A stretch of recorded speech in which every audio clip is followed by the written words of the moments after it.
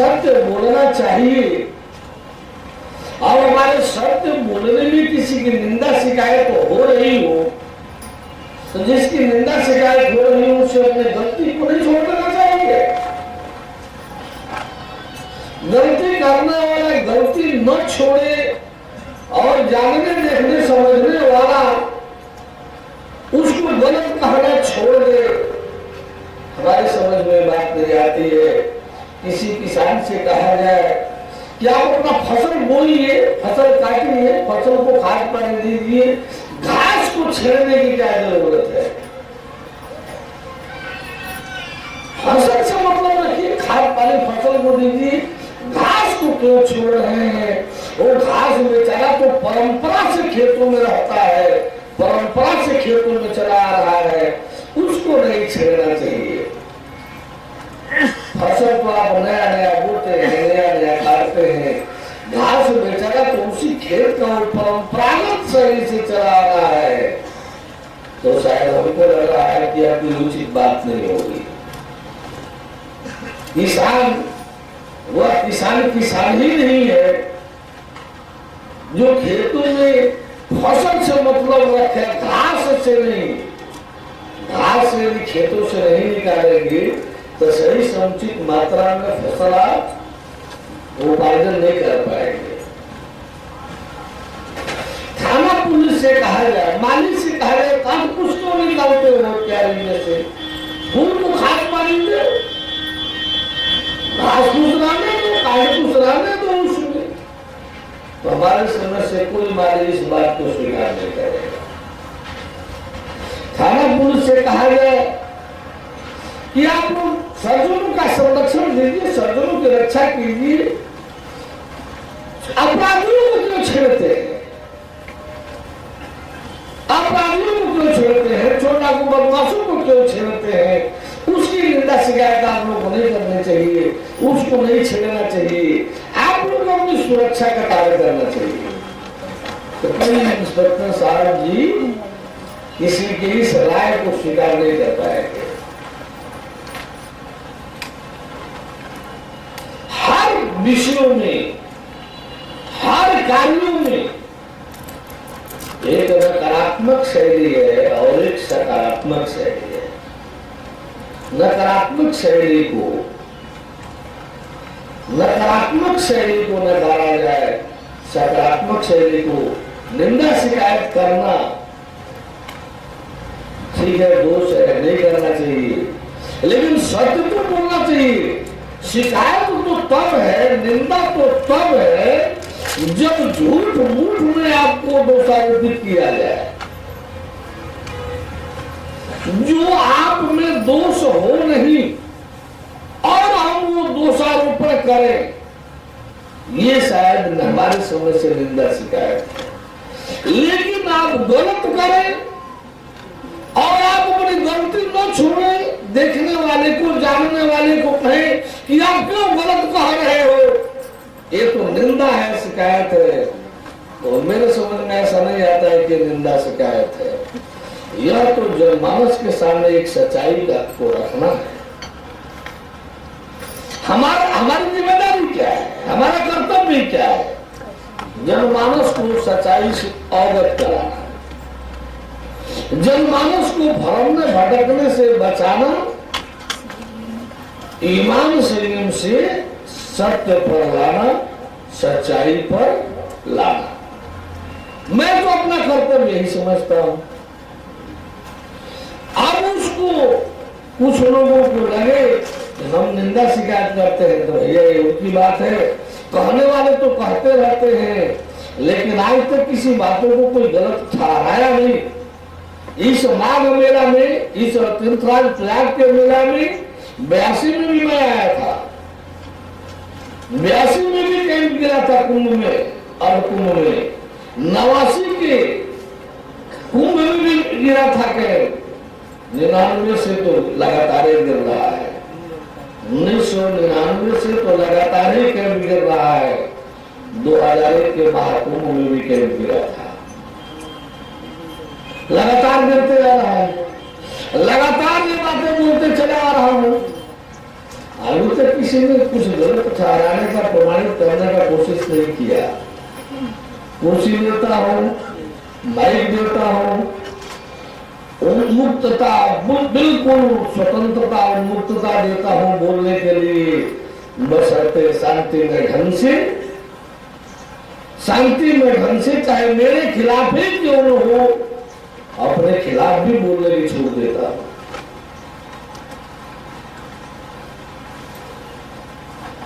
किसी ने अब तक जो है किसी बात को गलत प्रमाणित करने की कोशिश नहीं किया। कोशिश किया लेकिन कर नहीं पाया। कुछ कोशिश किए लेकिन गलत प्रमाणित करने की, गलत होने के ऐसा कुछ किसी ने कुछ प्रमाणित नहीं किया। बोले परमेश्वर की ये भी आप कह सकते हैं कि हम प्रमाणित करें और आप माने ही नहीं। ऐसा शायद मैंने जी धड़ कहीं किसी से नहीं किया अब तक। यदि आप शास्त्र सम्मत कोई बात रख रहे हैं, हम भी शास्त्र सम्मत कोई बात रख रहे हैं, दोनों की बातें टकरा रही है, तो इसका निर्णय आप कहेंगे कि हम भी शास्त्र की बात बोल रहे हैं, नहीं बोल, आप स्वीकार नहीं कर रहे हैं।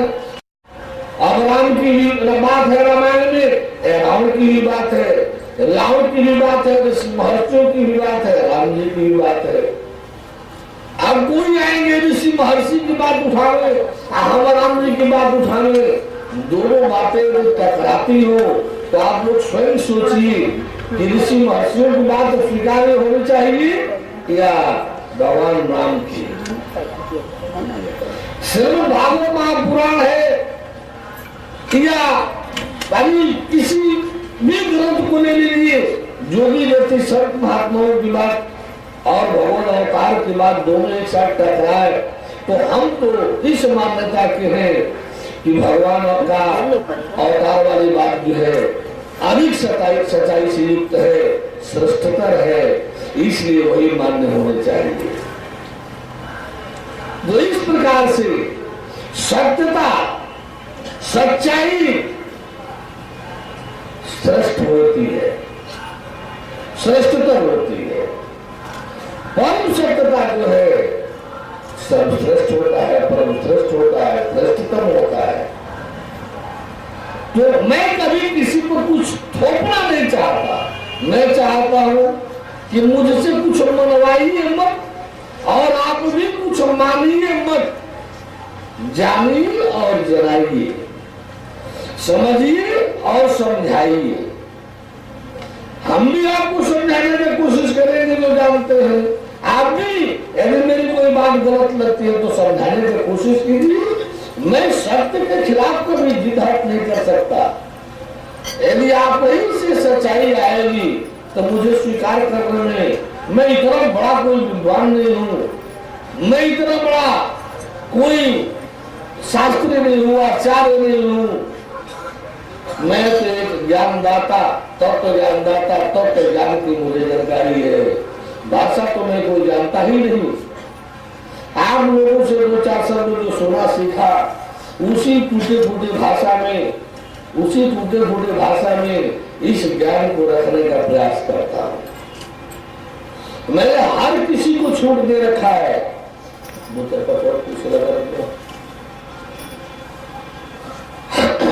मैं प्रयास जरूर करता हूं कि आप बंधुजन को और कुछ लगा दो, आप बंधुजन जो है सच्चाई को ही जानने स्वीकार करने का कोशिश करें। हमसे भी ऐसा ही उम्मीद रखें।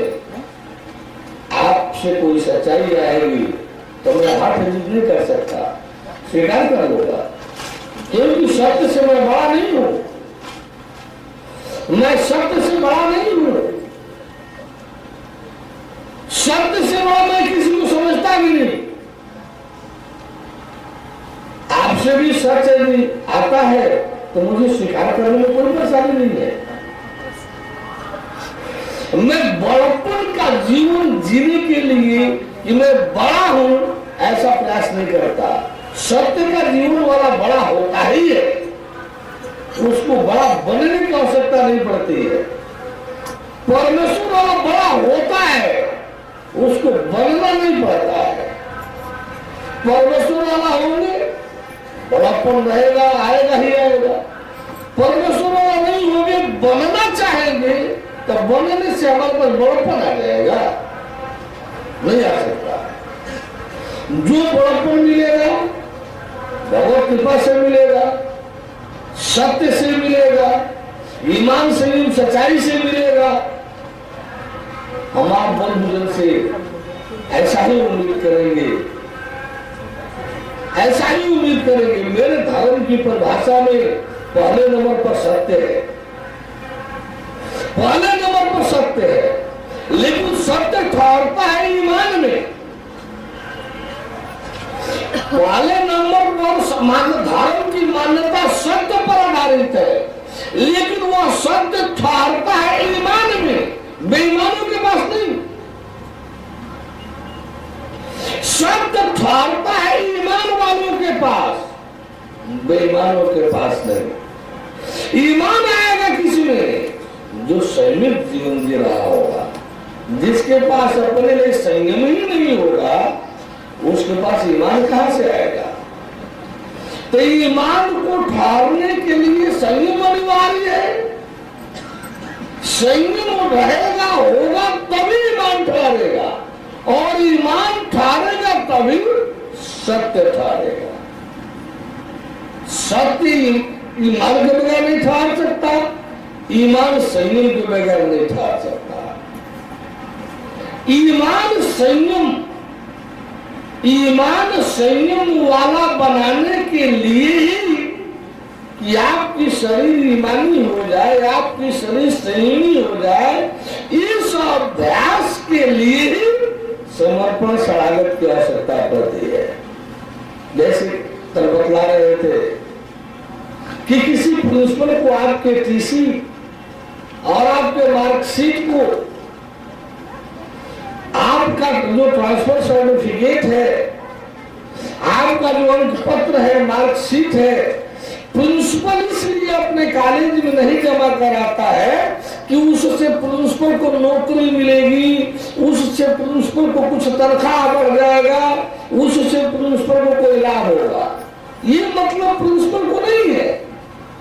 प्रिंसिपल का मतलब है कि आप टीसी जमा करेंगे, आप ट्रांसफर सर्टिफिकेट जमा करेंगे, तो इन दोनों से आपके पता चलेगा कि आप एक सही विद्यार्थी हैं, आप एक कैसे विद्यार्थी हैं। उस माध्यम से एडमिशन होगा। एडमिशन होगा तो आप भी जब उस स्कूल को छोड़ेंगे तो आपको यहाँ का भी एक पत्र मार्कशीट मिलेगा जो पिछले से सुपीरियर होगा, जो पिछले से सुपीरियर होगा। समर्पण शब्द पर लोगों में बहुत तेज घबराहट होती है, महसूस करता हूं मैं। समर्पण शरणागत शब्द पर जो है घबराहट